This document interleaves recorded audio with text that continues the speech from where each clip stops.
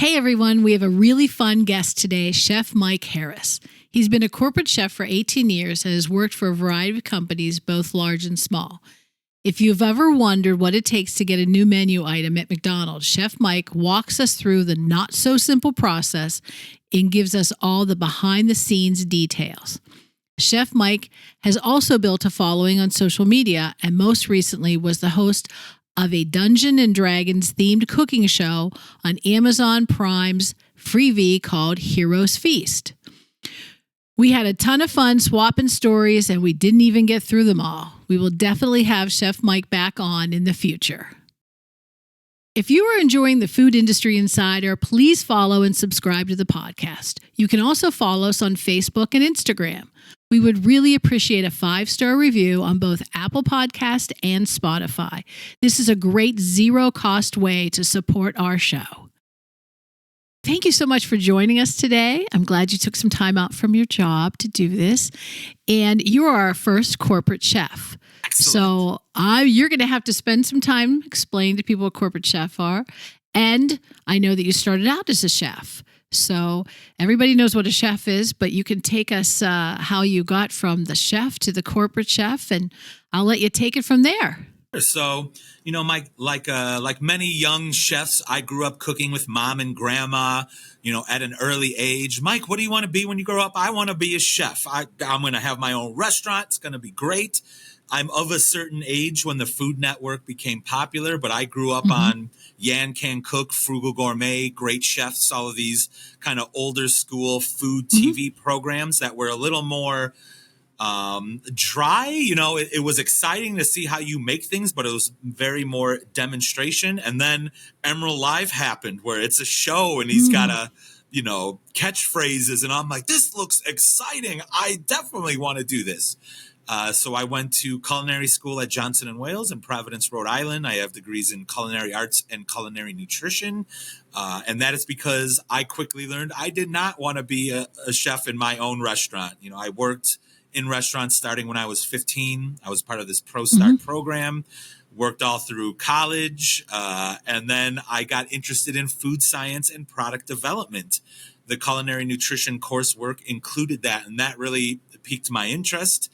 The story goes, I also play guitar and wanted to be in a band. So nights, weekends, holidays, that's show night. Okay. I couldn't be in the back, right? I couldn't be in the back, cutting stuff. I need to be up front, melting faces, guitar solos, the whole bit there. So I somewhat a little bit fell into the R&D chef world and have been doing it. I'm not obviously a famous musician, but have been a research chef since 2006 and worked for companies like Orville Kent Foods, Nation Pizza and Foods. I was a corporate chef for McDonald's for about 4 years, so I have plenty of stories of my time there. And then, a pandemic hit, so I also had to be a consultant and do other kinds of videos. I started a YouTube channel that was more for general consumers. But then I have always used social media in a capacity to build an audience. So those brand deals, hey, use discount code Chef Mike and get 10% off your whatever. I would make that kind of content as well. No shame. No shame. No, absolutely not. And then I now for the last 2.5 years work for a global ingredient supplier as their R&D chef here in Chicago. So still love, Wonderful. all my side fun projects. I do goofy things on the side all the time, but still as a research chef, which again is very different than a traditional restaurant chef kind of role. Well, tell us how was it difficult to go from a chef to a corporate chef? So tell us what a corporate chef is and how you got your foot in the door to do that. Sure. So I first got my foot in the door as an intern for Orville Kent Foods, so a refrigerated prepared food manufacturing company. And one of the most difficult things for a restaurant chef to understand is nobody cares about your food opinion. You work for a brand. You are developing food items for a certain customer that's usually already established. So you can demand and decide how to feed your family and what you want to cook for yourself. but it is your job to listen to your customers and make things that they want. And sometimes that means, I worked at the Wentworth Club in Virginia Water, Surrey. It was a very posh golf course where the Volvo PGA championships were held, cooking for rich oil tycoons and celebrities.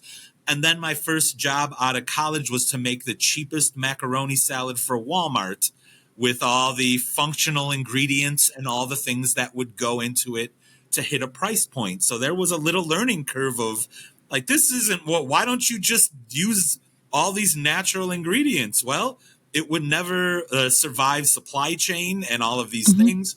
There is not a chef on a manufacturing floor hand sprinkling herbs over the top of a thing. So you really have to learn like, okay, I will try to influence the best I can as a chef, but there are some realities that come along with that where you can't appropriately manufacture something in that manner. So figure it out. Shelf life is a concern. Cost is a concern. So it is a very different world than a restaurant chef, but there are still opportunities to cook like a chef when making gold standards and things of that nature. So, do all food companies have corporate chefs? I would say at this point, most major food companies and brands usually have some kind of corporate chef or a food savvy food scientist or product developer. Even at a certain point, there might be consultants brought in to understand, a food scientist can make the thing last, manufacture it how you want it, how you want it to be. But let's say your customer is asking for new flavor trends in the industry. And can you make an Aleppo chili agave something or other? Well, a food scientist is not as savvy in that world. So you may bring a chef for blue sky ideation, concepts, how to translate real cooking techniques into the food manufacturing world. So I would love to cook down my Italian aunt's gravy or marinara sauce for 12 hours in a manufacturing setting. That is going to cost a lot of money. Okay, caramelized sugars to get the same flavor notes that you might get when cooking down. So there are functional ingredients to translate, and a chef can teach a food scientist, this is classically how you would do it. This is the benefits of doing it. Now let's figure out how we can do it in a manner that makes sense for the business. So that is, and then, sales wise, I am still currently training some salespeople on how to talk food, because ultimately it's tell me what it tastes like. What does the mouth feel? What are aromas that you're, and talk about it like a chef and not like a scientist, because there are, as you know, a variety of reasons why people buy things that they do. And some of that is it's delicious. I like the taste. I like the flavor. It looks cool. So that is something that, you're always training other people on with that chef background. Do most corporate chefs know how to, get technical, scale things up, go from one thing on the bench, one recipe to making 10,000 gallons or 10,000, items? I think that's very much dependent on the individual, especially this day and age. And when a company is hiring a corporate chef, the first step is to understand the brand you're working for. If I'm a corporate chef for a Whole Foods commissary behind the glass business, well, my job is to come up with recipes using the ingredients that are available to me that are allowed, keeping it all natural, organic, gluten-free, whatever it might be. And your corporate chef job might be to instill that culture into everything that you make. So it will not be heavy food manufacturing or whatever. Let's say you're a corporate chef for a frozen pizza manufacturer that makes the 5 for 10 or 3 for 15 style pizza. Well, your job is very different than that Whole Foods consumer. My consumers at that place want the cheapest thing. They're not brand loyalists. How do we make it more affordable while making it as tasty and as, flavorful as possible? So again, very different scenario depending on who you're a corporate chef for. You might be a corporate chef for a trade publication that makes consumer-facing recipes. Well, then, that's an easy one because you don't need to really add functional ingredients, but it's more understanding the process, the steps, the principles in that manner. So again, it's very dependent on who you're working for, what their goals are, and who their customer is. Yeah, I've seen some trade magazines or whatever, they have recipes and they put ingredients in there I can't find. Yeah, that is also there's a level set too of understanding your audience, where if you are a trained chef but you are making the cheap pizza, do they want an exotic chili flavored ingredient that no one's familiar with, that's hard to source from a part of the world that may be affected by everything that's happening in the world? That is not logical, because that consumer wants cheese, pepperoni, supreme, those kinds of things. So sometimes a chef may overshoot, and that's part of that learning curve of understanding your audience, your customer. They're going to tell you what they want. So it certainly, again, changes depending on the role that you're in. Yeah, those meal kits, like Green Chef and those. Absolutely. They make wonderful recipes. They're easy to follow. It's delicious, but they inevitably, in every one of them, there's an ingredient. I don't know what it is. They'll call it chili seasoning, or they'll call it, aioli sauce. And you're like, but what's in it? I know, and so I suppose they do that. So you have to come back to them because you can't get it on your own. You can't make it, can't go to the store and buy all the ingredients and just repeat it. But I always thought that would be a cool job. That would be a cool chef job to do. That's a fun one too, because again, it's at a certain level where it's less food manufacturer and more recipe development. So I need you to cook, more like a caterer, commissary, working for a hotel or a cruise ship. A cruise ship is a good example to a meal kit. I need 10,000 chicken breasts grilled off and then cooled off. And then I need to make 50,000 pounds of risotto.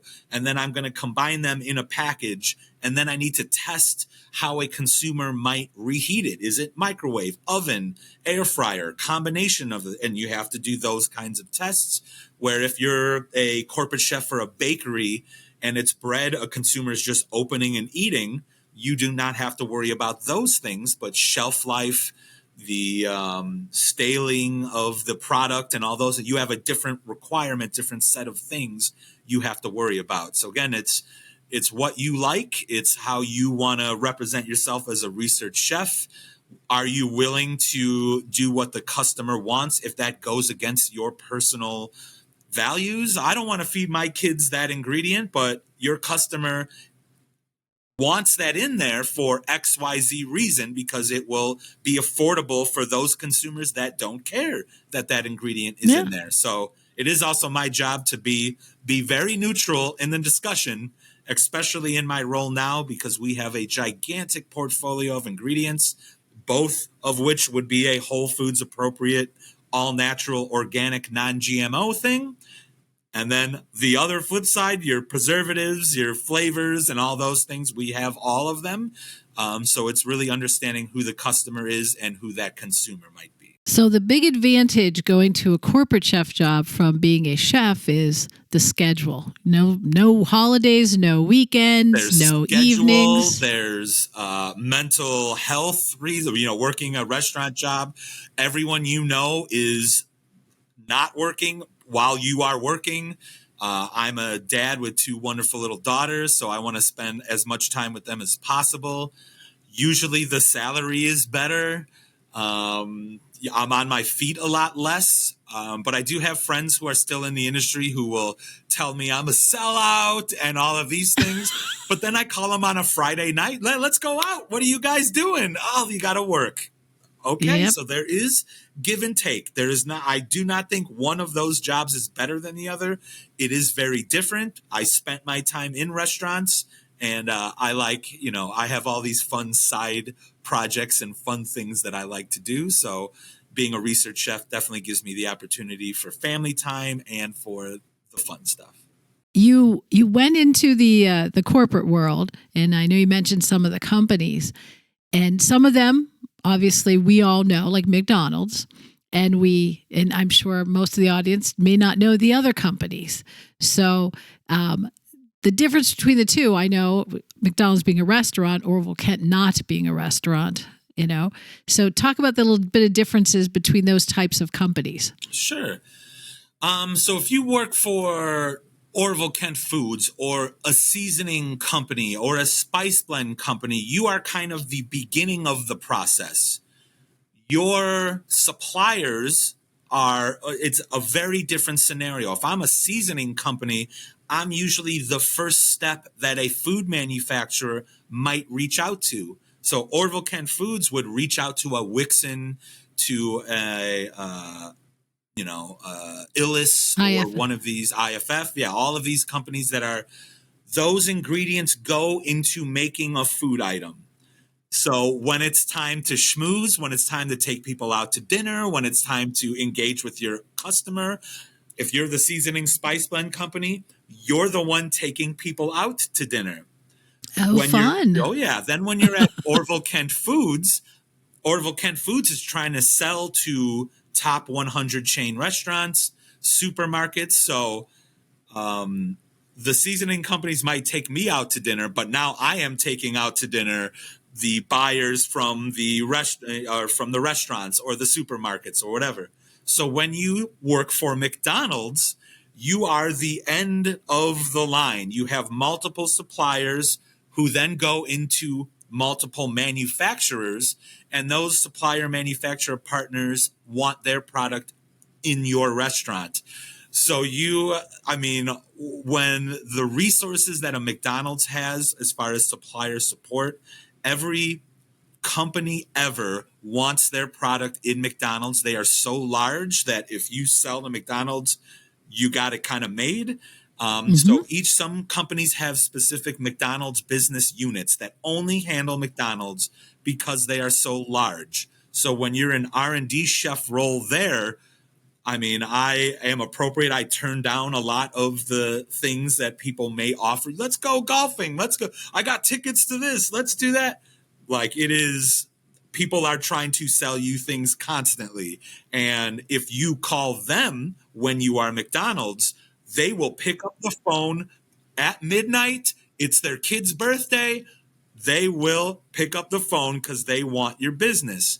When you work for a small independent entrepreneur who might need something, people are not rushing to pick the phone up for your call. That is a reality that people need to deal with. It's very annoying in my position because I've been in both scenarios, but that's the realities of kind of how those businesses work. So certainly when you work for one of the most recognizable brands in the world, you have some power and influence. And when you develop a thing, it may change the world market value of that ingredient. You can buy all of it, all of the blueberries, all of the shrimp if you want. Certainly there's processes in place to not do that. But then when you're the smaller guy, you need to be a little more nimble, understanding like I cannot get a custom mayonnaise for my company. I have to purchase something off the shelf, and then I need to use that in my development process. McDonald's could say, I want a new mayonnaise that's only ours, unique to us, proprietary, that no one else can have. Your volumes are through the roof. You could have whatever you want, McDonald's. So it's, again, a very different role. So you have to be very nimble. You have to be able to pivot. You have to be able to reprioritize. And that's more career advice depending on what company you go to. Don't think that you have the same influence as when you were at McDonald's, as when you are now making a YouTube channel for yourself. You do not have the same audience. People are not knocking on your door for opportunities there. So understanding that is very helpful. When McDonald's wants to do something, I kind of know that this is their process. Like when and my example is one that's their seasonal thing. I don't even know if they still do it. The McRib. Yep. They would go out and say, we need a barbecue sauce. And they would have companies falling all over them to present them with a barbecue sauce. And then they would have them come in, demonstrate the said barbecue sauce, and then they would decide which one gets it. that's how they kind of do all their things. Yeah. I guess we should back up a second, because some people think that McDonald's is a food company. And I'm always like, no, McDonald's makes nothing. McDonald's doesn't make a single thing.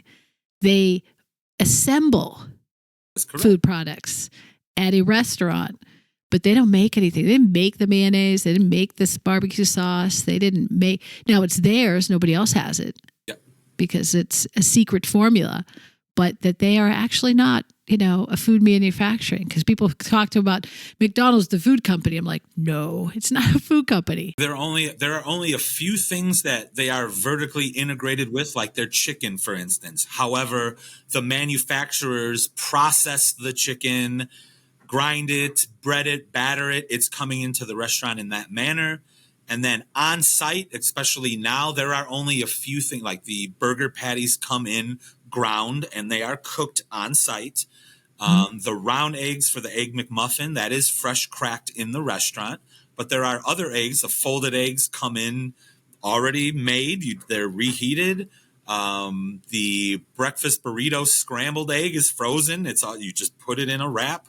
And then the scrambled egg that's served for like the big breakfast, that's liquid egg product that somebody made, and you just pour it onto the grill and cook it until it's done. So that it is not a scratch kitchen. That is what, a traditional restaurant where they make everything on site, that would be considered a scratch kitchen. This is the complete opposite. Not complete opposite. There are commissaries or like convenience stores where it's even less, like we just need to be able to microwave the thing or put it on a roller grill and serve it. So there's a little less, not necessarily skill, but a different type of service model for that. But a lot of McDonald's is absolutely assembly.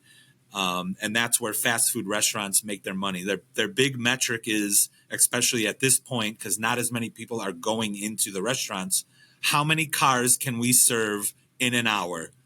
That is a huge metric in fast food. With a pizza place, how many pizzas can we make and deliver at any given time? And that is a big metric on success for sales and things like that. Yeah. So what does a corporate chef do at McDonald's? So corporate chef's job is to somewhat manage the menu offerings depending on your category. So as the manager of culinary innovation for the U.S. menu, they also had a global team that helped manage, Canada, Mexico, every other country. Usually a lot of R&D and culinary groups report to marketing. So marketing will tell R&D, we have determined for X and Business Insights and Consumer Insights Group, we have determined that we need a spicy chicken thing on the menu. Here are the reasons why. So that marketing and consumer insight groups will use Technomic, Mintel, Chain Store Guide, whatever it is, take an evaluation of their menu, so the restaurant menu, look at competition, see what they're doing, look at price points, and determine we need a spicy chicken sandwich at $2.99 price point because there's a gap in our menu. We don't think that it will be cannibalistic to other menu items. Our competition is growing in chicken category, so we need to change our offering to, a lot of times people want to steal share, and that means there are only X amount of people who are eating chicken in a day. McDonald's does not want you to go to competition. They want you to come to us. So they want to steal share from other people. How do we get the Chick-fil-A consumer to come to McDonald's instead? And how often that happens. So a lot of that data is usually determined before a project starts, at least at McDonald's and some of the other R&D roles that I've been in. So then it's our job to come up with gold standards. And that's where I get to put the chef hat back on and make the control like a chef would. Here's a spicy chicken sandwich with guajillo chili and agave syrup and whatever. Here's one of those. Here's another idea. Here's another idea. And, maybe come up with 20 or 30 paper concepts, narrow it down to the 10 or 5 that we want to test further. We then reach out to the supplier groups, especially in McDonald's. If you're in a smaller group, you're going to kind of be doing this work yourself. But when you work for McDonald's, let's bring in every sauce supplier, every bun supplier, every condiment supplier, our vegetable group, the dairy suppliers, if it's cheese or whatever it is. And let's do a big huddle. Here's what we want to do. Everybody go make your best versions of all these things. And we, as the R&D team and marketing, are going to try these and decide what we want the thing to kind of be. So after doing a lot of that stuff, it's usually pared down to 1, 2, or 3 items that we not only would put in consumer panels internally. So, the doors open, you evaluate food items, you score it, and you get some data that way. Also, the consumer tests and focus groups in different regions. When you're a monster company, you have all the resources. So you can do all of these very expensive, elaborate tests in different regions, getting data from different types of consumers, different regions. Maybe I want to bring in heavy McDonald's users, or I want to bring in heavy Chick-fil-A consumers. I want the competition to come in and try this to get their data on if they like it or not. It could go anywhere from jar scores just about right to how much sauce is on it. Is it too much? Not enough? Or is it just about right? You could do triangle tests which one do you prefer? 3 of these are, we're serving you 3 items. One of these is a little different. Can you determine which one is different? Or there's more elaborate 9-point hedonic scale tests on really specific attributes. The crunch level, the type of breading, the amount of breading, the amount of marinade in the chicken, the cut, the size, the shape, and you can get all of this data supporting the changes you want to make. So then we've determined with data that this supplier's sauce was most liked by this consumer group. These are who we're wanting to target. Now we start implementing them in a restaurant. Let's get this sauce and full build into the restaurant so we can see how the crew reacts to making it. Does this make things in the kitchen's operation more difficult? Because if we decide it needs to be hand breaded, and that is something the crew have not done before, how does that impact everything in the kitchen who's designed to do everything fast? We just want to crank people out the drive-through. So if I have an employee that needs to spend a lot of time not building sandwiches and serving customers, we need to figure out how that affects the restaurant. And it has to be done by a 15-year-old. Correct. 100% correct. You have to assume the person making it doesn't want to be there, is not a culinary skilled laborer. I am not saying that those roles you do not have to be skilled at, because they are very difficult. If you've ever worked at a McDonald's that is understaffed at a peak time, it will kick you in the pants and you will be humbled very quickly. I will not even compare my ability to like expert level McDonald's crew people who know how to crank food items out. It is a skilled job to do. My role as a research chef is different than that kind of role. So we're not comparing apples to apples in that regard, but you are correct. And how long does it take from we have the huddle with the suppliers to a food item gets on the menu? If it's something as simple as we want a new McNugget sauce, that could be 6 months. Just put it in a cup. We're handing the cup out to a consumer. At the same time, I was part of the chicken team at McDonald's, and it was 2 or 3 years before launching a thing because of, if you're implementing a new chicken item nationally at McDonald's, that's 14,000 restaurants that need to be trained on how to make it, need to receive the items. It needs to be manufactured.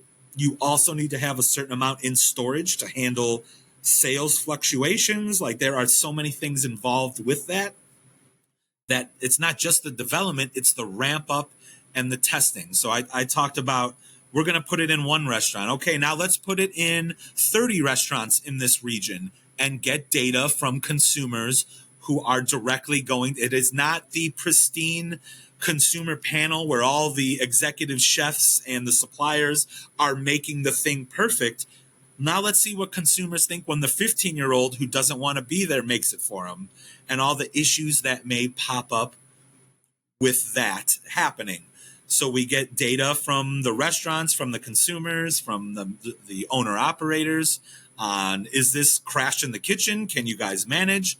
Now let's do a regional test, maybe 50 stores or 100 stores in a region to see how this sells. Maybe we find that McDonald's consumers are no longer buying the premium chicken sandwich. They're trading down to this cheaper one. Well, now we're making less money per sale. So we're cannibalizing our own sales. No new customers are coming in the door. And now we're making less money by offering this item. Okay, does it make business sense to offer this new chicken item? Or do we leave the premium chicken sandwich there, which is more profitable for the restaurant? So those are things you may learn a year and a half after R&D chef has done all this work. It's in 100 restaurants. Brakes, pump the brakes. It's not going to be profitable for us. We're not going to do it. Well, a lot of people like it. It's not profitable for us. Okay. It is a business. To your point, it is not a restaurant per se. There are a lot of other factors that go into it, including owner-operator influence, their opinions on things. But ultimately, we hope in that setting to do a successful national launch that sells well for a long time and it stays on the menu for a long time. Something like the McRib is more of an LTO. A lot of people will buy their McRib once and go back to their regular orders.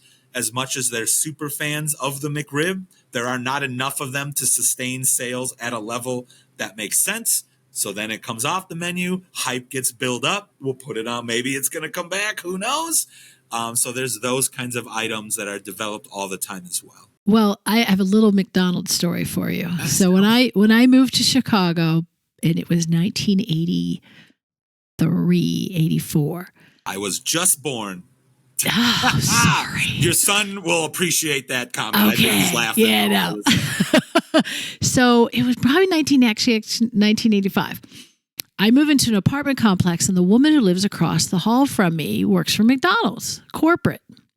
Okay, so I meet her and everything. I find out that she is their R&D team. She, an only person. Okay, so think about how many people you had in R&D when you worked there. And her job was basically what I know now, what she was telling me then, was she would just take all these sandwiches that suppliers had, supplied all the buns, the meat, the cheese, everything, and she would assemble them and put them in a warmer and test how long you could keep them warm. I mean, she would test, everything was tested. Like, do we like the taste of this, that, things like that. Very surface. And she one day, she told her boss, she goes, I'm so bored. First of all, she's non-degreed. She's got this job. Like, they just interviewed her, said she was a nice person. She could have the job. And she said, I don't want to do this anymore. Can I, what else could I do at McDonald's? They said, well, the next job up from this, the next level, if we gave you a promotion, we could promote you to an associate store manager in one of the restaurants. So that's where R&D came in the hierarchy of McDonald's at the time. That is certainly not how it is. And I mean, she was at the corporate right there in Oak Brook, and she went. So she said, "Yeah, I can't do this anymore. This is the most boring job I've ever had in my life." And so she went and worked in the stores. Oh yeah. She said, "This is so boring." So she went and worked at the stores, and fast forward years later, as I'm a recruiter and I'm looking at McDonald's, I'm going, why? They're hiring PhDs.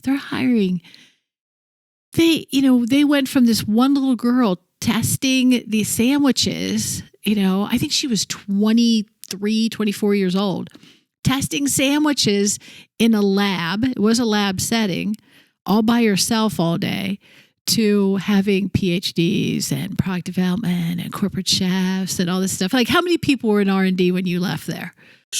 When I left, oh man, I'd say R&D for the U.S. team, there were probably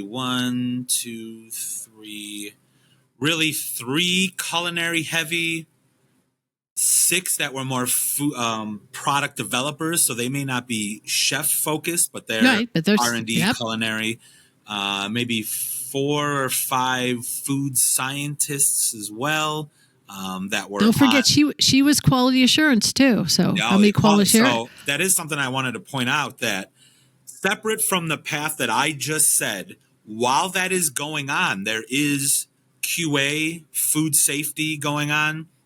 When I used to walk into McDonald's kitchens, pretty regularly there would be suppliers that are cooking hundreds and hundreds and hundreds of runs of cheeseburger or burgers, just cooking the burger, testing out cooking chicken McNuggets or chicken patties, and temperature probing every single one to come up with a bunch of data to confirm that the cook times are food safe. So there is this big curve. They used to call it McDonald's done, where chefs 165 degrees on that chicken, we're good. At the restaurant, they are not going to temp every single item.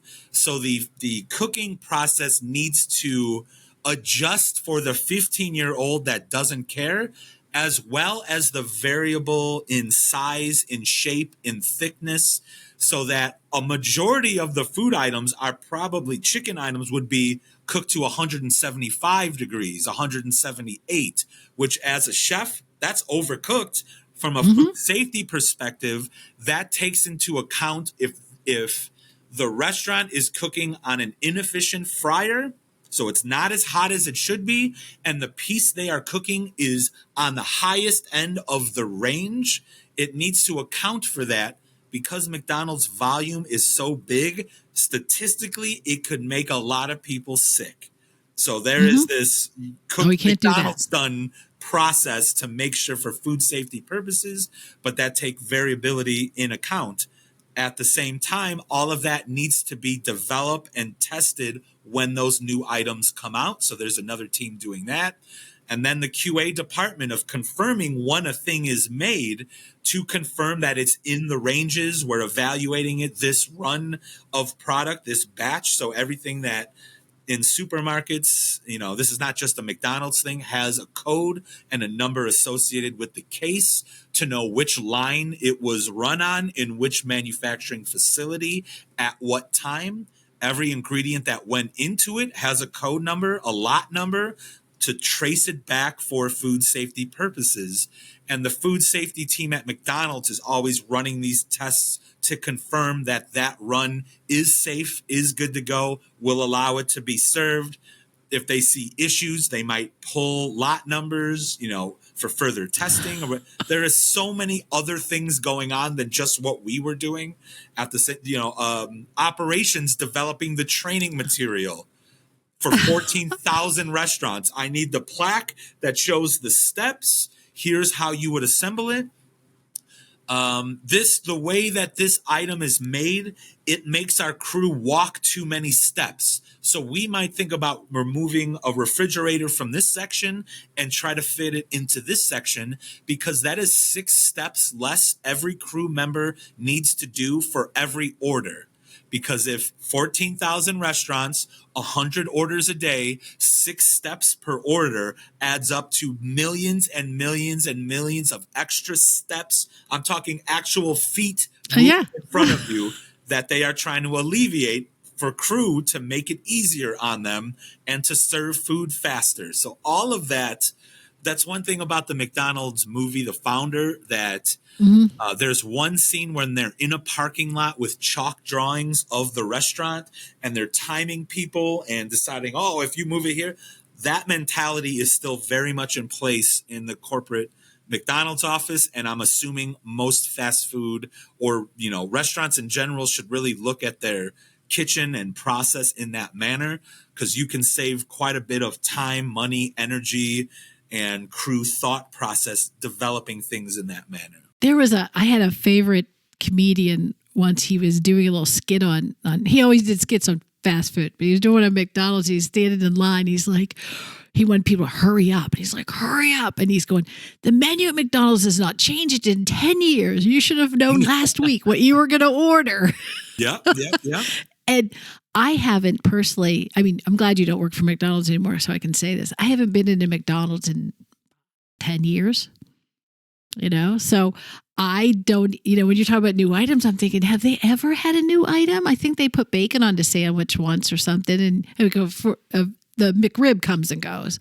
But I just figured that, we don't really have that many new items, but and all the work they go through. And I know that even not having been there, even if they do have one or two items new, they don't change their menus like a family restaurant does. Yeah, there's a core menu. There's, I think, 11 or 13, whatever it is, core menu items that do not change. And then, those LTOs. And the other difficult thing to navigate from the R&D chef perspective is that it's R&D and marketing and operations from a corporate level almost have to sell these new items to owner-operators first. So an owner-operator group, they vote in different regions on if they want the new items on their menu.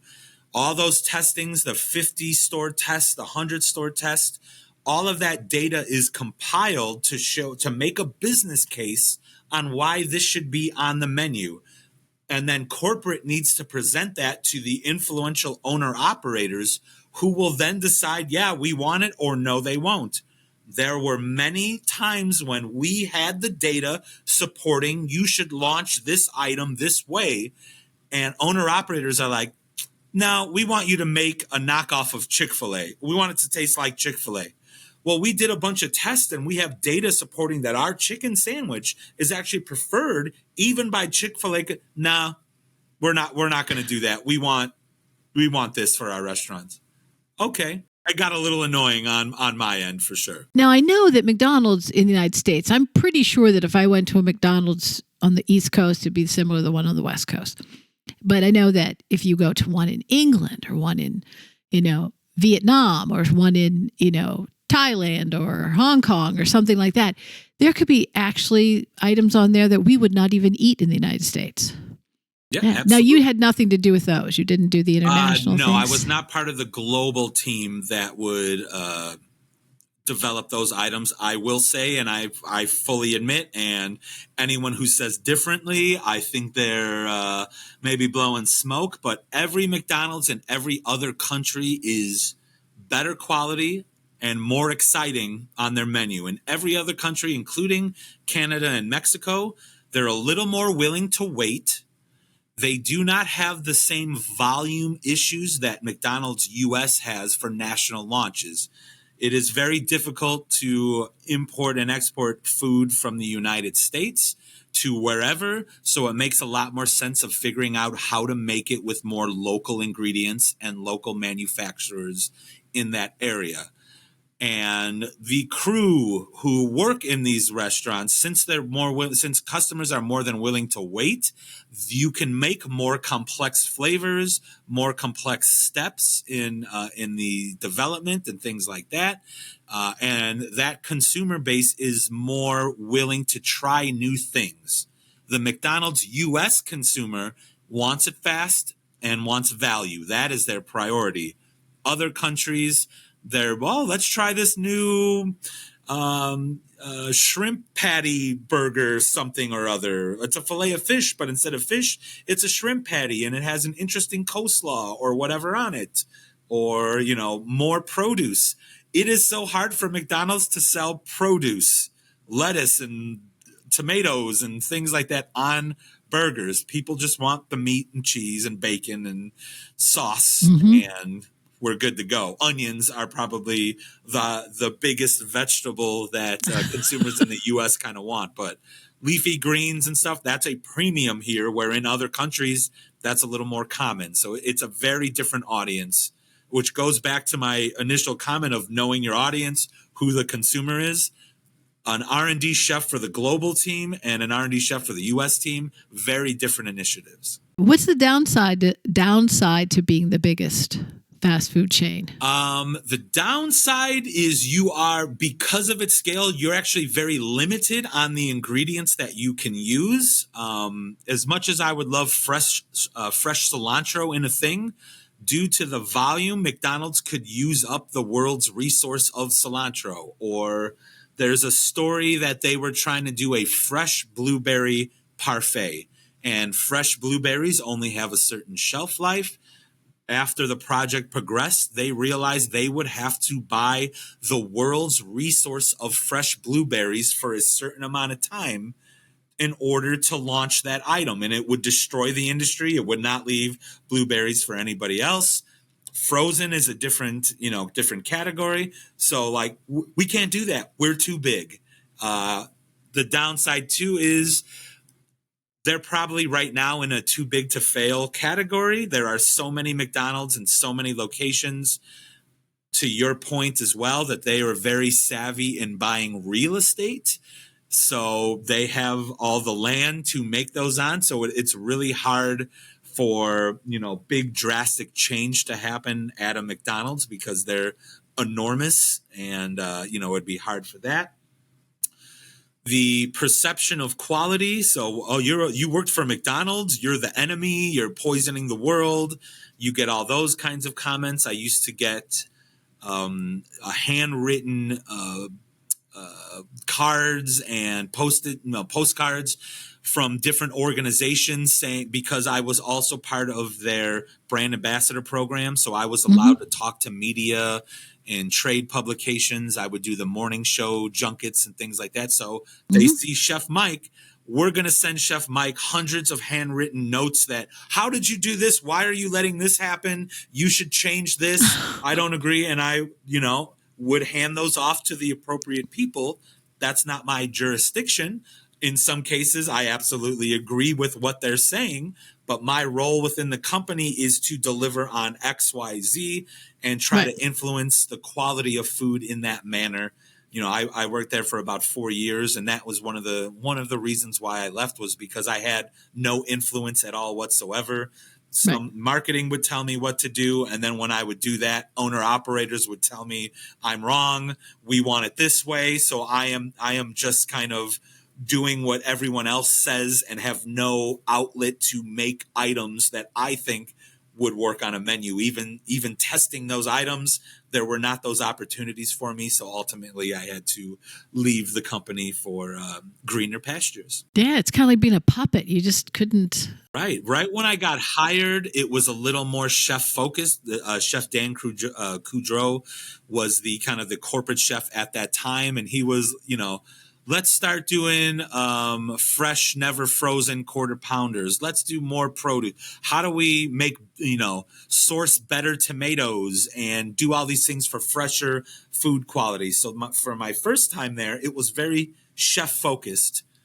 Then there was a big shift in the industry and the ask of the department, and it became everyone else is telling culinary R&D what needs to happen. Just facilitate that. And that was not I was not in a leadership role per se. I would be managing the supplier partner base, but I was not managing individuals myself. I had a couple direct reports, but it was, this is what you want done. This is what we need to do. So, ultimately I had to leave. Yeah. And I know it's very tough to be a supplier to McDonald's because they say jump and you say how high, and you do everything they tell you. It was not my thing to take advantage of a supplier partner relationship. I may or may not have seen people who loved, let's get some tickets. I always hang out. My friends are at this supplier, so I hang out with them more. And those little things that I noticed that I did not want to play that game certainly still is going on as far as I know, but that is not something that I wanted to partake in ethical wise, that was not my thing. So Yeah. Oh, I understand. So you left McDonald's and you went on to, I know, another ingredient company, and then you went into your Chef Mike Does Stuff. yeah, Tell us so about that. I left McDonald's in what would it be, October or so of 2019. And then I was 5 months at Bell Flavors and Fragrances, which is important because March 2020, a global pandemic happens. And because I was not employed long enough at the company, I separated from them. And No. in the beginning of a global pandemic, I had to figure out how to support my family. So leveraging the fact that I had the media training and worked with brands and always used social media as like a build my audience kind of scenario, I saw early on that having influence online is, I wouldn't say important, but a viable thing in the world to have. Mm-hmm. And sort of leverage that with some brand deals and other things going on. I did some marketing and ads for Wendy's as a former McDonald's corporate chef. Here's my new favorite breakfast, Wendy's new breakfast, and all that kind of stuff. I did funny. check to make sure I didn't have any contractual obligations with McDonald's ahead of time, because again, I'm making sure that I do everything appropriately and not burning bridges in that manner. So then that keeps you from getting sued too. Absolutely. So then I started my own YouTube channel. I started making content, doing brand deals of not only food, ingredients, food items, but I got into golf during the pandemic. Hey, use code Chef Mike, get 10% off your golf clubs, or look at these t-shirts. Yeah, all those kinds of things as well. I saw the hand mixer one. I saw that. They sent me a pretty cool hand mixer to use and shout them out. At the same time, I was also a consultant, so I had a variety of major food manufacturers that would use me for recipe development. I did a lot of actual training videos, so not the show. It is a cooking show. It was, here's how you use this processing equipment, or here's the attributes of this, of our portfolio of frozen chicken. Here's an 11-ounce portion that you could use it in this manner and that. So a little more dry, not dry, but informative sales type of material. So I did a lot of that as well. Yeah, I can't imagine you being dry. No, yeah, I had to just hit the talking points in those. But so then, over 2 years later, I finally found a full-time role, which is where I've been working now for a little over 2 years now. But, the pandemic was not great for me financially. Luckily, I was able to do some stuff to help a bit, but the job I'm in now came at a very nice time for me and my family. And I've been doing my R&D ever since. I talked to R&D people during the pandemic, and I was like, I don't understand how anything's getting done, because they're in their kitchens, which obviously do not mimic a test kitchen at all, or even a lab. Correct. Making things. And then I said, well, how did you made it, but who else was going to try? They go, oh, we'd mail it to each other. Yep. So take all these products and mail them to each other and taste them. Now, that's okay in a shelf-stable product, but you have to mail the ice cream mix and have them make the ice cream. Well, they might have made it different than you made it. And your all this stuff. ice cream machine, and then you have to go to a Dairy Queen or somewhere where they sell dry ice and pack it appropriately. And it was a hassle. And even throughout R&D career, every time big corporations get that email, hey, guess what, everybody? Working from home.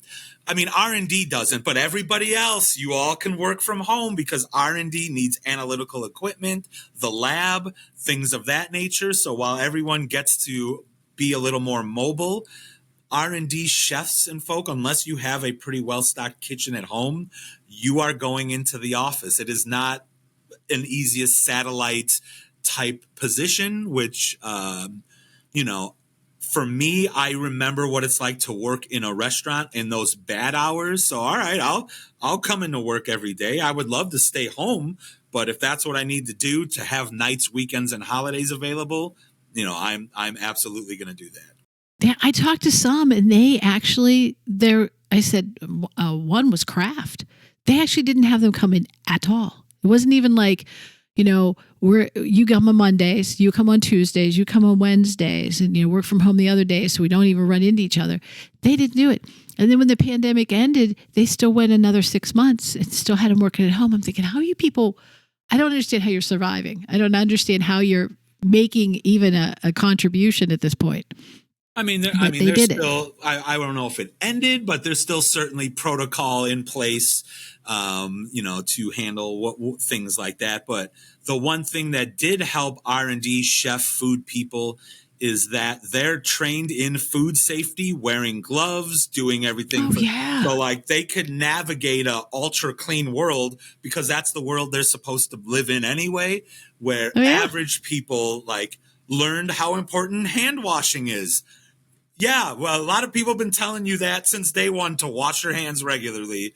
But so there were some things, I think, in pandemic life that came a little easier to R&D and food manufacturing folk than others. Oh, yeah.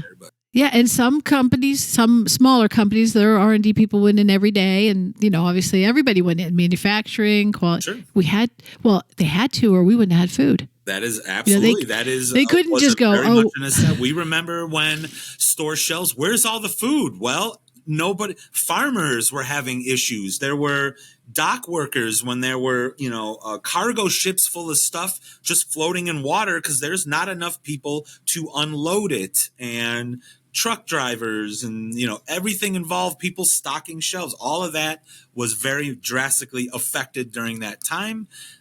You saw a lot less choice and more efficient. So there's not 15 versions of mac and cheese. There's the one, but there's a lot of the one. So that way it was a little easier to deal with, what was going on. So there was a year or two where the cool, innovative, new flavors of things and all that halted real quick to change to what's the most efficient that we can do. Toilet paper now only comes in one size, because that's why everyone's going to make the one size to be fair. Okay, that's most efficient. But now that we're, again, back in a little more business as usual territory, those choices and options have came back to us as consumers. And we have such short-term memories. It's like we're talking about this as if it was in our childhood, and this was just a year ago. Yeah. That you couldn't find certain things. I was fortunate. So my daughters are 6 and 4 years old, and my youngest was born in October of 2019. So my kids were of the right age where sort of the school hybrid thing kind of ended as they were going into kindergarten. So their schooling wasn't as affected as, a couple years older kids. And, I heard, so I have a lot of teacher friends as well, where, these kids who are coming into high school never experienced junior high. So they are coming into high school with sixth grader mentality. And it is very different, because they were not in school for 7th and 8th grade with lockers and everything that's involved in that. So now freshmen in high school are acting like 6th graders, and does not compute for a teacher trying to teach high school level things. So everything was affected during that time for sure. Yeah, I was in that sweet spot. My grandchildren were either too young for to be in school, or they were homeschooled, so they didn't care. They just carried on. Yeah. And then my own children were obviously way past college, so we didn't have. I said, I'm in the perfect place. Yeah. Actually, in our household, it was life continued on as normal. Except we couldn't go out at certain restaurants, or we couldn't find toilet paper. Yeah. I was one of those people who didn't believe the toilet paper thing. I was like, come on, there's no way that we're going to be out of toilet paper. And everyone's like, you better go to the store. And when we got down to the last, 6-pack or whatever, we went to the store and there was no toilet paper. And I was like, we got a garden hose. You got to do what you got to do. We'll hose them down, whatever we got to do. I didn't go that far, but I said to some people, I said, you guys are going to have to be giving up some toilet paper because, and they're like, no, there's not going to be any toilet paper for a couple years. I was like, no way. Yeah, I don't know about years, but yeah, there was some time where like, hey, we heard the Jewel down the street, they just got a load in it, and everyone goes, oh yeah, we got one. That's great. Yeah, we did that. The manager of Sam's Club was someone I knew. Nice. And I told him, I said, you got to tell me when it comes in. Yeah. And we happened to be at the store when it came in. Oh, perfect. And so, we were like, oh, thank God we got some, but we didn't fall into all of those things. So you had said to me previously that you had wanted to leave the restaurant hours behind because you wanted to be in a band. That's right. Tell us about your band life. Well, I was in two original hard rock metal bands in Chicago. I still had full-time jobs during it, so I wasn't, it wasn't go all in, but there were a couple years where I would have played 80 to 90 shows a year. So that would be Friday night, Saturday night, sometimes on Sunday. I did a little touring because my boss at the time was a big music fan. It was one of those people, Mark Kretzinger. He's a amazing individual. But hey, you want to talk about like Pink Floyd or guitars and stuff during an important meeting? Meeting is now about music and guitars. So you can, he's that kind of, Mark, can I save up all my vacation days and go on tour down the South by Southwest for 3 weeks? And yeah, dude, awesome. Yeah, of course, we'll support you. So I was fortunate enough to have like a little support system with that. And I tell people that to this day, some of the most important things I learned about being a business professional, I learned being in an unsuccessful original hard rock band. How do you get people to spend $5 to come see you when they know nothing about you? Do you need to be a good community member? Go out to other people's shows. How do you engage in an audience? Do you want to be the cool rock star that hangs out in the green room? Or are you up front thanking people for showing up and supporting your opening band or supporting the headliner? Merch. How do you get people to come to your website? How can you promote appropriately? How do you build an audience? And I've applied all of that kind of mentality to everything that I do, including, when I'm applying for a new job or if I'm working on my LinkedIn profile or how I'm engaging with people who know nothing about me. So I kind of have that same mentality of nobody knows who you are. How do you start a brand from zero to where you are now? How does that apply to everything that you do? So I kind of, that's a fun little story that I tell people is I learned quite a lot being an unsuccessful rock band, sleeping in vans, smelling bad and doing what you got to do. Yeah. And what instrument did you play? What part was you in the band? I played guitar and then I was the background screamer guy.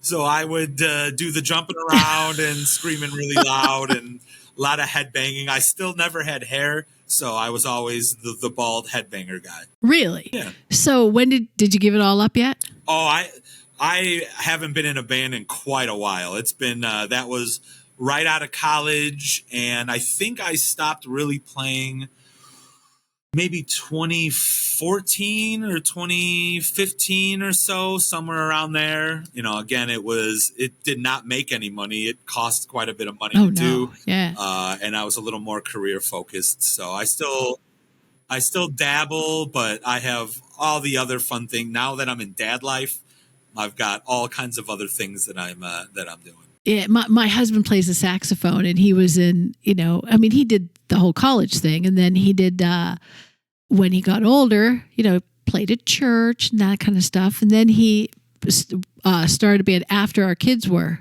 he was in a band for a while. He just gave that up a couple years ago, but all his friends that were in the band are now in all different bands, and we follow them around all over the area and listen to them every Friday and Saturday night. How many people are they usually playing for?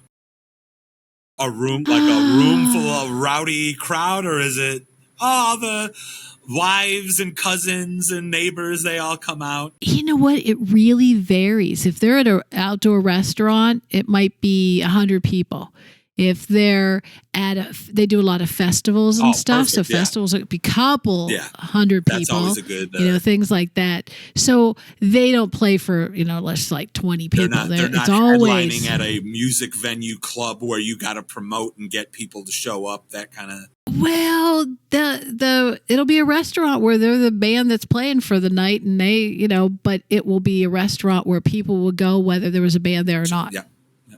They're showing up for the food no matter what. They're just playing, but it's fun. So these guys are all in their, mid to late 60s. Yeah, old man band. I'm sure I'll get back to it. I'll be an old man band. That's what I was going to tell you. You still have a chance. You just wait till the kids grow up and they're out of the house, and then you're looking around going, well, so keep playing the guitar because you want to get to the old man band. Yeah. But I know that you have been involved in some other media things like, what did I see? The Heroes Feast? Yeah. Well, so there's two.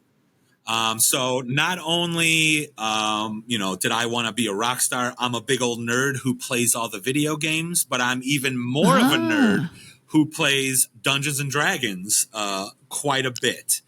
And again, having a social media following, when you work for McDonald's and you're media trained and an audience sees you, and then McDonald's corporate chef talks about how he's playing video games and Dungeons and Dragons, he's a real person. Oh my gosh. So then you build a following in that arena as well. I did try to get McDonald's to go all in on kind of video gaming stuff using me. Did not pan out how I would have liked it, but I still use my own social media for that kind of audience and whatnot. And then, had some brand deals with Wizards of the Coast, who owns Dungeons and Dragons. Here's the new book. Here's the new dice. And then one day I got a call from a production company that said, Chef Mike, we Google searched D&D chef, and you are the first person that popped up. We are looking to create a TV show based on a cookbook called Heroes Feast, which I did not write. I had nothing to do with, but somebody sent it to me as hey, here's the Heroes Feast cookbook. You should buy it. Look, it's great. And they said, would you be willing to host a TV show where we cook recipes from this book? Absolutely. I love doing ridiculous side gigs like this.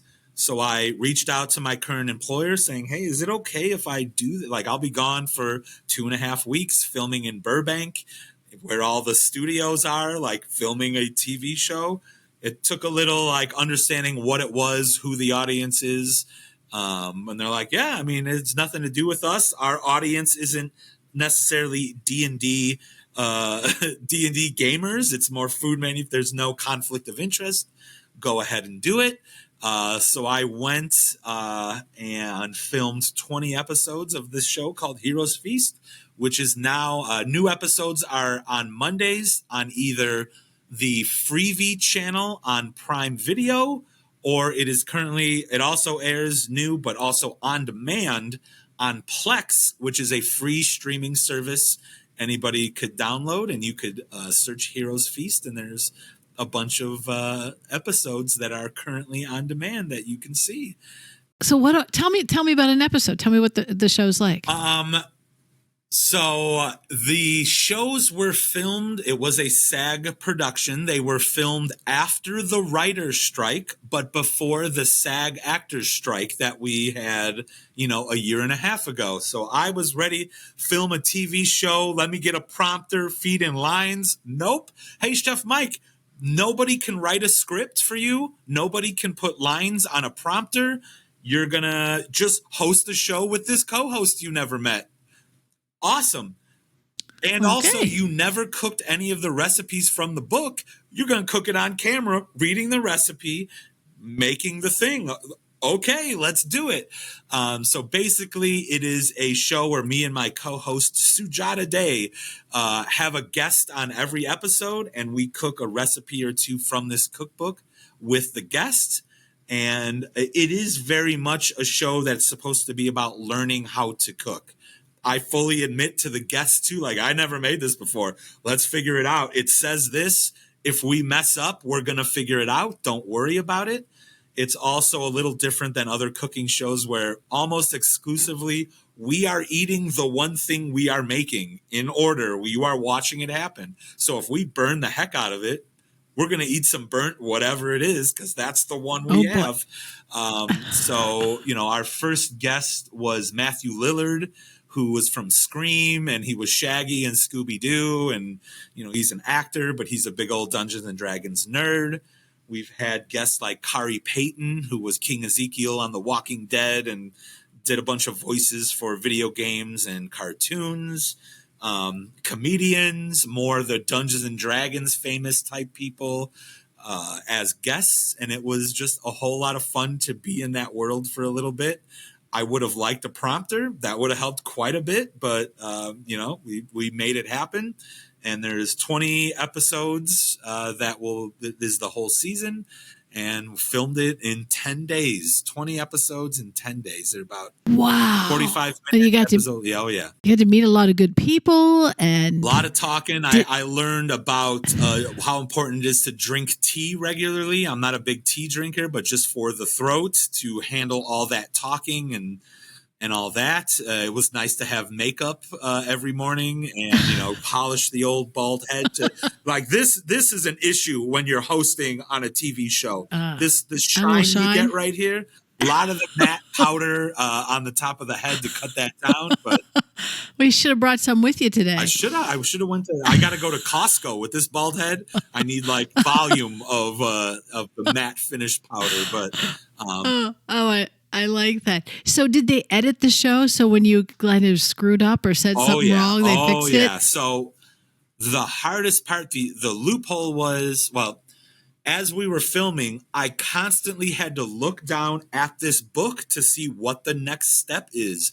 I can't remember these things off the top of my head, and I never made it. So a lot of time is spent, everyone's quiet. I look at this book, read what the next step is. I need a quarter cup of this now. So then I have to go back. All right, here we go. So we need a quarter cup of this ingredient, yada, yada. So there's a lot of that is all edited out. We finally got approval for me to write word for word the cookbook instructions on a whiteboard. So then it's me looking at the next step is add 3 teaspoons of chili powder.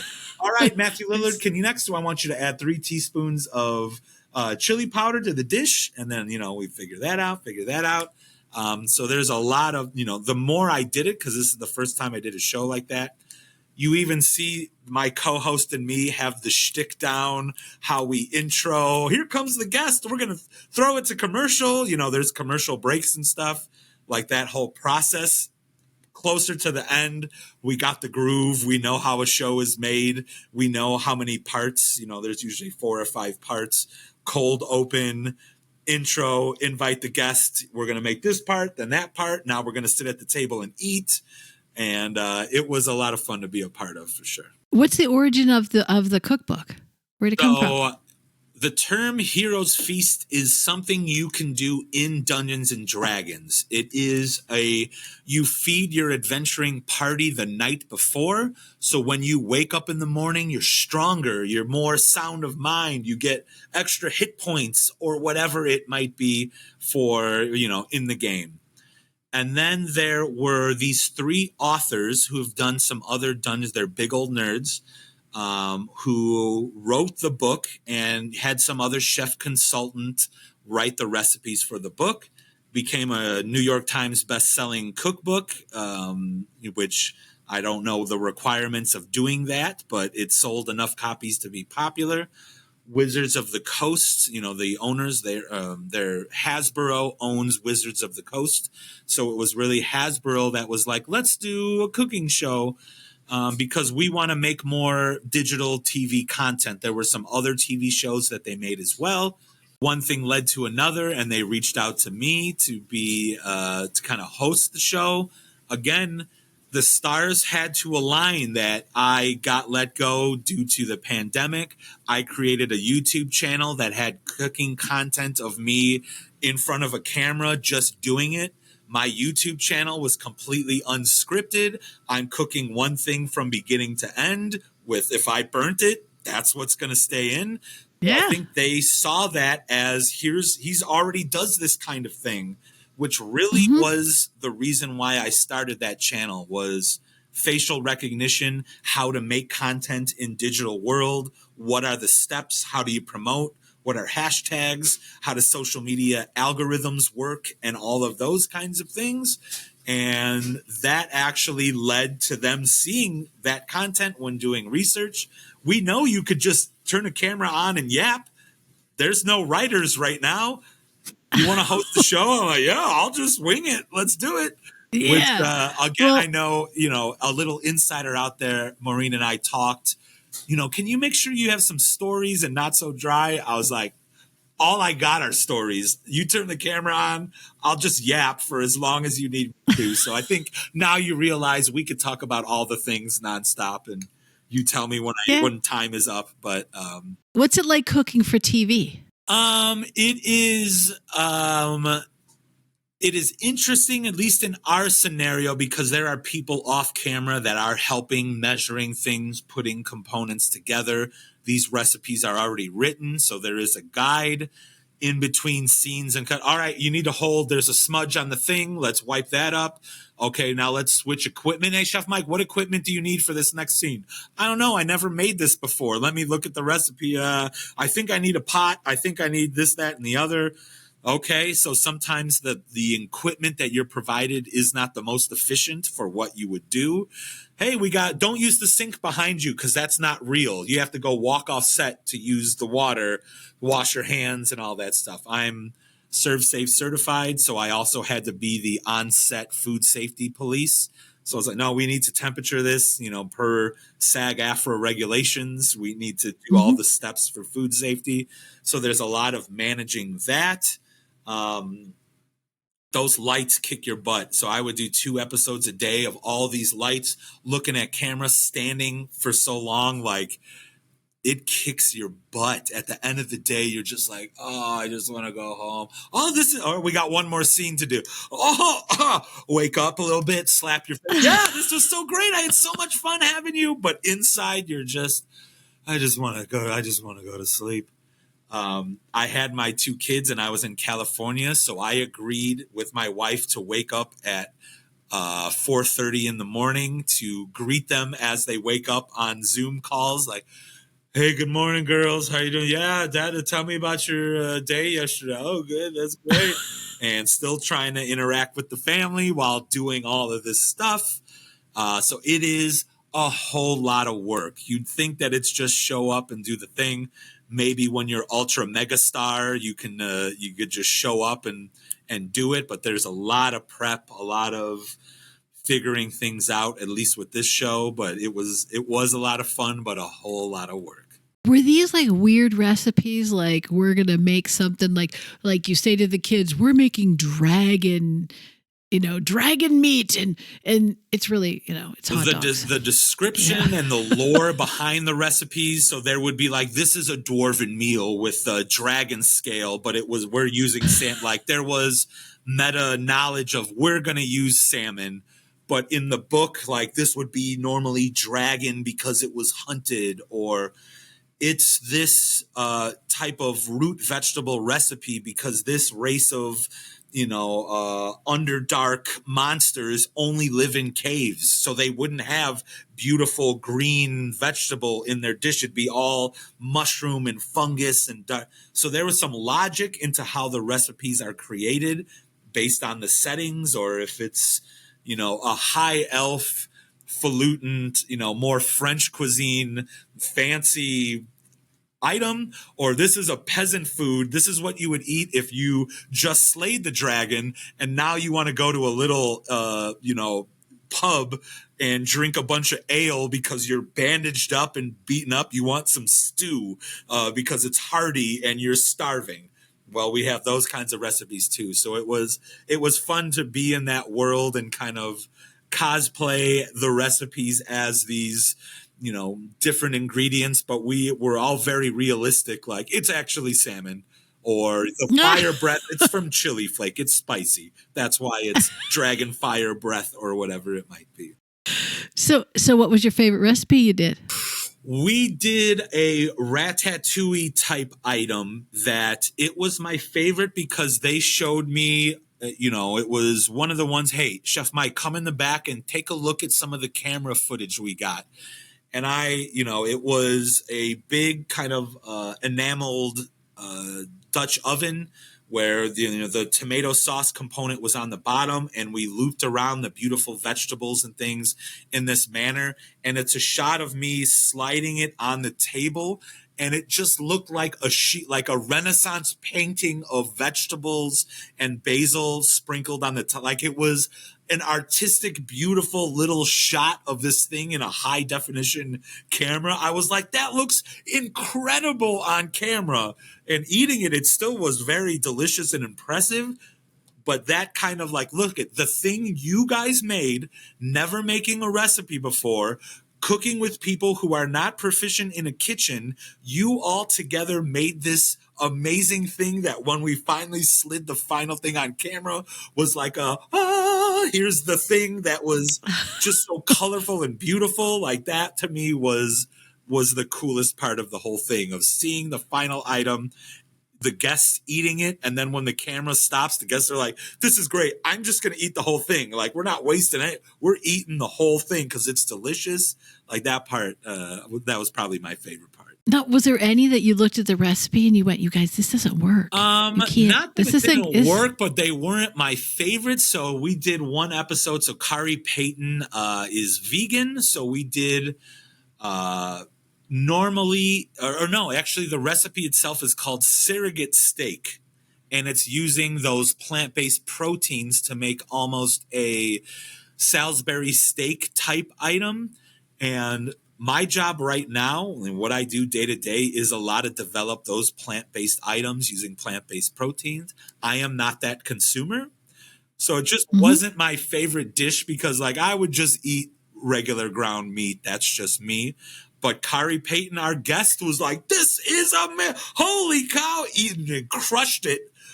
We had to tell him to slow down because you're going to finish before the episode is done filming and we need food on the plate as we go. So like, all right, I know it's good, but you got to slow it down. So even the ones that weren't like there was one that was also, it was almost like a fruit cake that was a calorically dense dried fruit kind of pemmican style bar that was for adventurers. You need a high calorie, low weight thing to feed yourself while you're in the middle of nowhere. Like, okay, this is campers and preppers would eat this for sure. Might not be my thing, but like it's good. It serves its function. It's not nearly as good as the, beef stew thing that we made. But there was not one that was bad per se that we really messed up on. Because I just wondered if that chef who wrote the recipes ever tested them, because I've opened cookbooks before, looked at a recipe and went, that isn't going to work. And then when I tried it, it didn't work. I even told everyone, the guests, the crew, I'm like, is it okay to loosely follow? Like if the math doesn't add up or we add something different, we cut it in a manner that's not. I made sure we talked about it on the episode. Like it says to do this, but you do whatever you want. There were one of our shticks ended up being like, all right, I need you to add 3 tablespoons of garlic powder. And the guest accidentally pours in like the whole container. I'm like, hey, what do you think's going to happen if you add too much garlic powder? And my co-host would always be like, it's going to explode. And I'd be like, no, it's fine. Don't worry about it. We'll figure it out. If you add, there's certain ingredients, especially in baking. If you add too much, it might mess it up. But, you cut the onions not as accurate as you wanted. It's fine. So that was also the vibe of the show was, if you don't do exactly what the book says, you may need to omit something. Like, that's fine. Yeah. Figure it out. Do it. And that was kind of part of the show, was not necessarily being exactly accurate to what's written on the page. So have any of these episodes aired, or have all of them aired? Not all of them have aired. I think there might be 14 or so that are out now. The best place to find it is if you download Plex, which is, again, a free streaming Mm-hmm. service. And then you could just search Heroes Feast through there, and there's a bunch on demand. And do you know if it's what the success has been? What the feedback has been? I have no idea. No idea. It's my understanding that shows like this, sometimes they come out on Plex. All right, all the shows are out. Now let's go pitch it to a bigger major studio to see if they would want to pick it up or whatever. That is something that is common. It is kind of hard to find, for an average person to know it exists. So I'm not really gauging. And just like you, I don't watch too many of them. Occasionally but like, it's done, it's out. I hope everybody enjoys it. Go watch it. But, I'm critical as well. There is one. See, and another reason why I don't want to watch it anymore is because I was talking, and remember, no script. I'm talking to celebrities doing this. Oh, Chef Mike, what happens when this, that, or the other? And I said, oh, don't 16 ounces is a cup and this, that, and I said the wrong thing. 16 ounces is not a cup. 8 ounces is a cup. But I said it on camera and they left it in. And I'm like, why didn't anybody catch that? Well, they don't have chefs editing the show. If we had a script, I would have made sure to say the right thing. You've ruined it for little everybody. Things. I hope my street cred does not get affected by that. But did you get any guests that you're like, I don't even know who this person is? Oh, pretty regularly, yeah. I'm gonna Google him because I don't know who he is. I always did my research to, find out a little more about them, some background, some stories. Some of them were some friends that I interacted with previous. I've been, like I said, talking about Dungeons and Dragons and have a little bit of a following on social media. So like people I interacted with in the past. And then there was like, who would be a good example? Mika Burton, who's LeVar Burton, from Reading Rainbow and all those, his daughter. And I grew up on Reading Rainbow, so it was so nice to meet you. And your father was very influential with reading when I was younger and all that stuff. So, and then my co-host directed a movie for Netflix that had LeVar Burton in it. And our guest did not know that the co-host directed that. Let me call Dad up and talk about this. So I got to talk to LeVar Burton for 1 second on camera. Like, LeVar Burton, I love you. You helped raise me, I said in the background. And he said, oh, Chef Mike, I love you too. And I don't know if that's going to air or not, but I had like an emotional reaction to somebody who I used to see on TV encouraging me to read, tell me that he loves me. So that part was cool. Aww. I hope it's still in the episode. It has not aired yet, but we'll see if they left it in. Do you have any more TV opportunities coming up? Nothing, no TV opportunities yet. I am signed on to write a cookbook based on a very popular video game series. So I'm starting to do that. And then if you want to do some more digging, my wife, who was my fiance at the time, in like 2015, we were on a reality TV show called A Wicked Offer, where you prank your friends and family for money. Nobody watched that one either. It was on the CW network, but it paid for my wedding and my honeymoon. So did you win the show, or did you just... So you could win up to $50,000, and we won $42,000 on the show. Oh, right. Yeah, that was a lot of fun. That's fascinating. And since nobody saw it, it was just like free money that nobody remembers it happened, and wedding and honeymoon were taken care of. Was this like a one-season show? It happened once, or did it happen for a while? The show had one season. Every episode was a couple. Ours was, here's a couple that wants to pay for their wedding and their honeymoon. Let's see, what do you do that? I come to find out that there are other episodes that were a little less appropriate that I probably would not. So this couple is struggling to have children. So they need to lie to their friends and family about maybe they are pregnant. Hey, congratulations, we're pregnant. Oh, just kidding. We're not actually pregnant. We're doing this to get money to get the IVF, I'm like, I don't want anything to do with that. I would never No, do that to my family. that's tacky. Very That's much so. tacky. So our episode was the lighthearted, funny one. And there were some other episodes that I was like, if they asked me to do this again, I wouldn't. I didn't know that's what some of those other episodes were about. And like, I don't know how real all of that is either, because Oh no. there were a lot of things on our episode. I lived in a condo at the time. The people making the show came to the condo. They're like, this isn't big enough. We're going to Airbnb a place in Wrigleyville by Wrigley Field, and we're going to say that that's your house. And then you have to prank your friends and family but they have to think this is your house. They know I don't live here. Like, they already realize that this is BS, made up movie, TV show. I'm assuming in those other episodes, hopefully they knew what was going on, because I would never really prank my friends and family in that manner on some of the topics that they did. So I am hoping that they cleared that with their families before they did it. Yeah, and you must have had a nice wedding for $42,000. Yeah, it wasn't, well, that's pre-tax. So half of that, remember, half of that is gone. So we saved the half for tax time. So I still had a wonderful wedding and stuff. My family and my wife's family also pitched in, but it was the last note I will say about the show, and it's a pretty funny anecdote about how wonderful our parents are. So the second half of the episode, we were engaged. The wedding date was set. The shtick is a lawyer comes into your house and says, for this amount of money, you have to do this, but for more money, you have to do that. So for $20,000, you have to convince your family that you eloped. You're already married. We're going to make fake videos of you at a wedding, your vows, and we're going to convince your family that happened. But for more money, and because I played guitar and was in bands, and for reference, my parents would come to the 1 a.m, middle of nowhere metal show to support me no matter what, even if it was they didn't want to go. I have the very supportive family.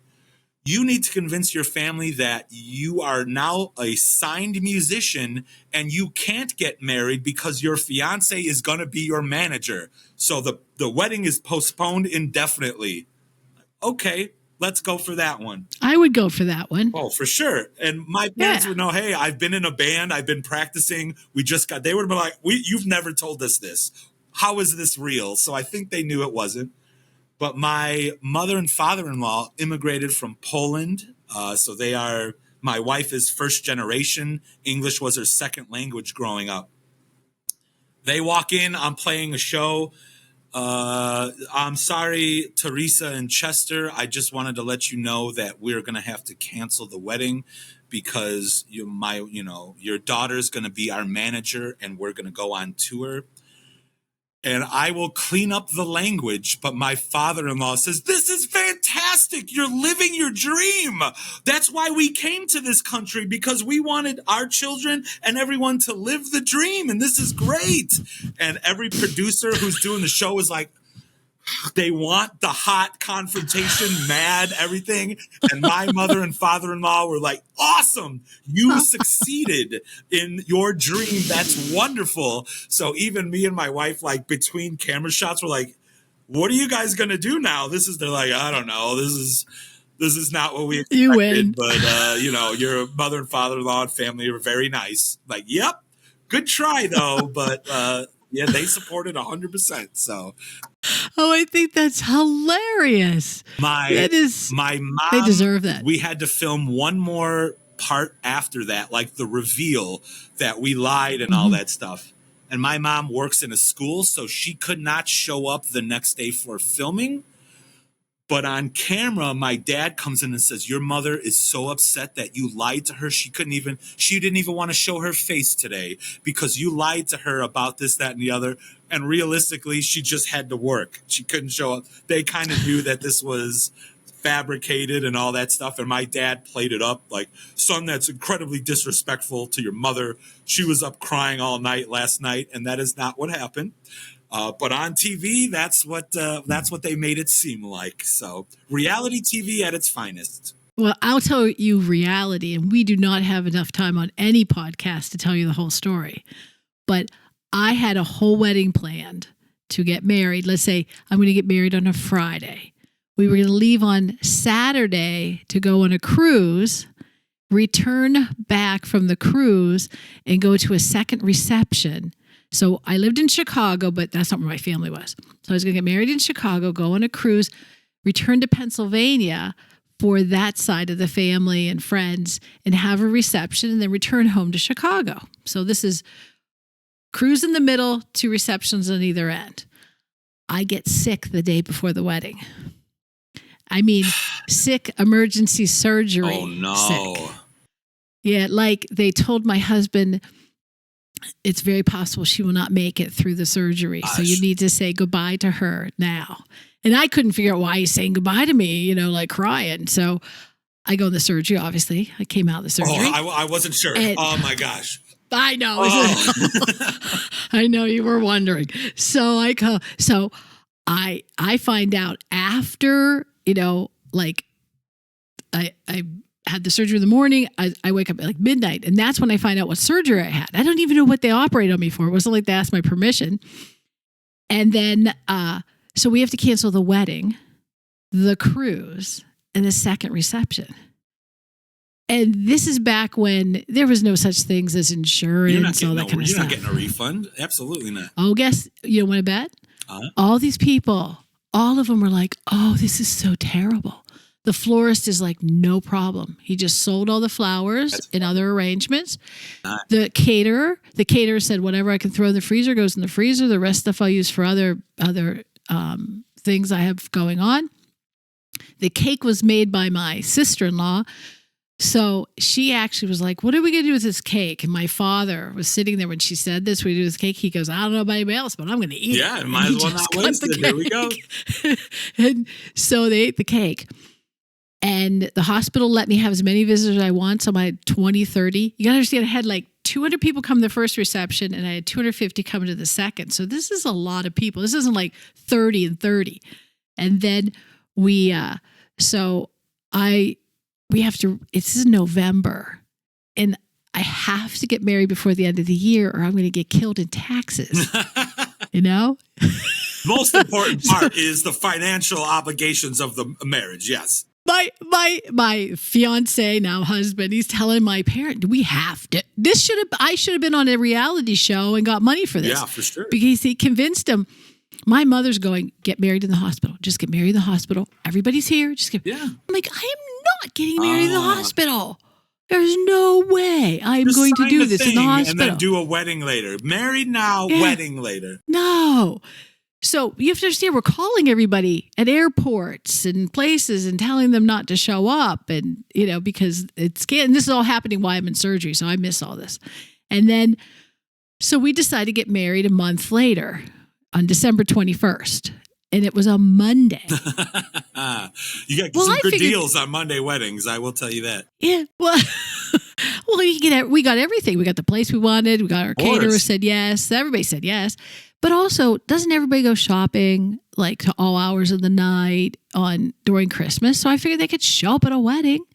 But the problem was I had to figure out who wasn't coming, who didn't come the first one could come now, and who, And so I had to redo the whole invitation list and basically reinvite everybody to see who now is going to show up. While you're recuperating from potentially life-threatening surgery, like Aunt Mary, I don't remember where. Like you got other things to worry about than Aunt Mary is coming. And it was abdominal surgery. So when I went to get dressed for my wedding, I hadn't had my wedding dress on since the month before, and I'm going, is it going to fit? Am I? If I gotten bigger since the surgery, have I gotten smaller? And luckily I put it on. It was a little big, but nothing that anybody would notice. That is one heck of a story. So oh, well, I'm not even giving you the full story. So I want to give people the full story. And like I said, we don't have time. I have won, prizes on cruise ships when I want to hear wedding stories, because people's wedding stories are like, oh, the cake fell over or my dress ripped, and I'm like telling this story. And one I was telling one time, we weren't even this far into the story. The guy goes, you win.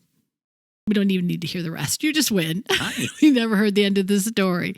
I've been to newspaper articles for the story, everything, because it was so funny. And but that's my wedding story. Like I said, we don't have time to go through the whole story because all the little. We're going to do a part 2 where we're just a part 2. I'll do a podcast on wedding stories. I got plenty of other stories too. I won't tell you the whole story where I honorarily inducted into a biker gang. That's a good story.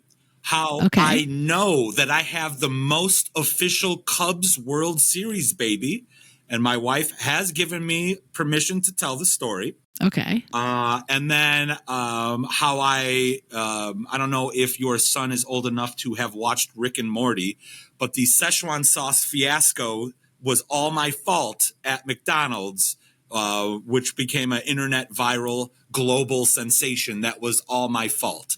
So I have those 3 stories for the next time. Oh, we are going to do this again. Yes. Do you have anything else to promote before we close? Because I think now we're going to save some things for next time. We have to figure out when next time is. This is going to be fun. We'll get something. We could do series. Oh, absolutely. The whole Chef Mike series. Maybe it's a whole different podcast of just the stories. But yeah, we could. I'd say if you want to follow me, I'm on almost all of the social media sites. So you just type in my last name and it's spelled just like it sounds. Haracz, Harris.